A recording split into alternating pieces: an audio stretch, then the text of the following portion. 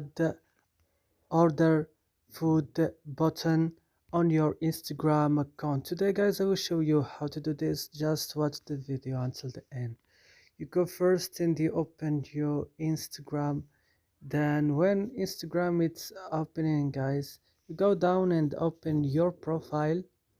Then as you see, when your profile is opening, you go to edit profile here, and then go down and go to contact or action button and click.